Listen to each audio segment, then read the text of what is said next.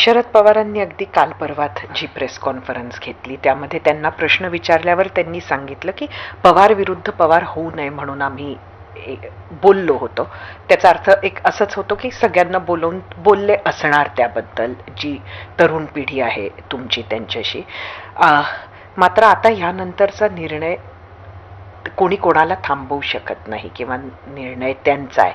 ह्याचा हे काय सांगून जातं, हेच सांगून जातं की कुठेतरी त्यांनी जो काही समजवण्याचा प्रयत्न केला तो प्रत्येकाला मान्य नव्हता आणि पवार विरुद्ध पवार हे होऊ शकतं हेच त्यांनी कुठेतरी ते सांगून गेलेत. तर नक्की अशी बैठक झाली का तुमची? काय त्यामध्ये बोलणं झालं? विषय एवढाच असेल की अजितदादा जेव्हा हयातीत होते तेव्हा जी आमची चर्चा होती एकत्रित येण्याची ती भावनिक दृष्टिकोनातून जास्त तिथं होती आणि मग ती चर्चा दादा गेल्यानंतर ती कुठेतरी फिसकटली. दादा आणि आम्ही एकत्र आलो असतो दादा असताना तर मग तो विषय होणारच नव्हता.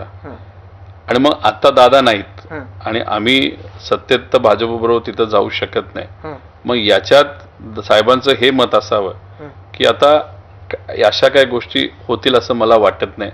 त्यामुळे उद्या जाऊन नाही, पण तुमच्या लोकांशी बसून बोललेत का ते? काही नाही, कसं असतं की काही सगळ्यांना एकत्रित घेऊन बसून बोललंच पाहिजे असं नसतं. प्रत्येक व्यक्तीला जेव्हा केव्हा आपण भेटायला जातो जेव्हा आपण भेटतो तेव्हा तिथं सांगणं हे सुद्धा होऊ शकतं. त्यामुळे एकत्रित बैठक झाली का वेगळं सांगण्यात आलं ह्या दोघांमध्ये सांगणं महत्वाचं आहे. सगळ्यात सुपर ऍक्टिव्ह तुम्हीच आहात आणि सगळ्यात जास्ती तुम्हीच भेटता त्यांना. तुम्हाला त्यांनी काय सांगितलं? वेगवेगळ्या तुमच्या ज्या इतक्यातल्या भूमिका राहिल्या? पवार साहेबांची गोष्ट अशी आहे की पवार साहेब माणसांना ओळखतात, लोकांना ओळखतात. त्यांनी माझी स्टाईल ओळखली आहे, मला ओळखलेलं आहे, माझे विचार ओळखलेले आहेत आणि मी संघर्षाची भूमिका घेतली हे त्यांनी ओळखलेलं आहे.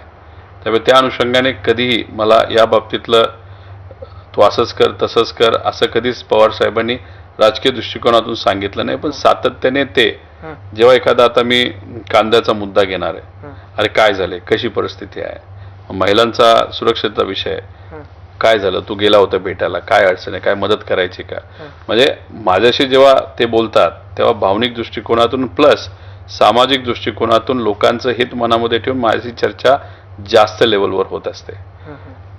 राजकीय भांडण नका करू हे वगैरे असं अजूनपर्यंत